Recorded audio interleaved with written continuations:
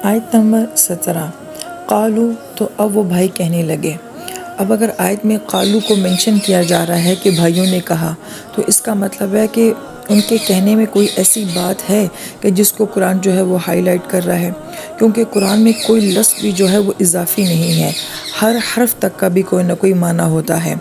तो यहाँ पे कहा जा रहा है कि उन्होंने कहा या अबाना, ए हमारे वालिद, इन्ना ज़हबना नस्तबिक़ु, कि हम दौड़ने का मुकाबला करने चले गए थे। व तरकना यूसुफ़ा इंदा मताइना, और हमने यूसुफ़ अलैहिस्सलाम को अपने सामान के पास छोड़ दिया था। फ़अकलहु ज़िअबु, तो उसको एक भेड़िया खा गया। वमा अंता बिमुमिनिन लना, और आप हमारी बात का यकीन नहीं करेंगे। वला कुन्ना सादिकीन, अगरचे हम कितने ही सच्चे हों।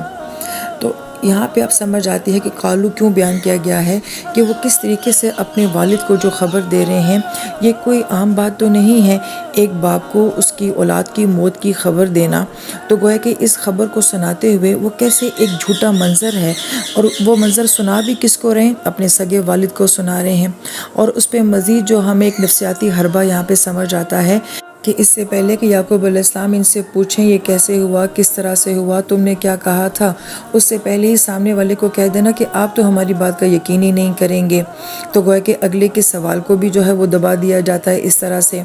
और फिर एक बेहिसी भी नज़र आती है कि अगरचे झूठी ही खबर है, मगर इस मौके पे भी उन्हें वालिद के जज्बात का एहसास नहीं है, बल्कि वो उन्हें कह रहे हैं कि आप तो हमारी बात का यकीन नहीं करते। और जो बंदा जितना ज़्यादा झूठा होता है, बाज़ औक़ात वो उतना ही ज़्यादा जो है वो ताक़ीद के साथ सच बोलने की एक्टिंग कर रहा होता है। और यहाँ पे अल्फाज हमें समझ आ रहे हैं कि वलो कुन्ना, कितनी ताक़ीद है, अगरचे हम कितने ही ज़्यादा सच्चे क्यों ना हों, लेकिन आप हमें झूठा ही समझेंगे।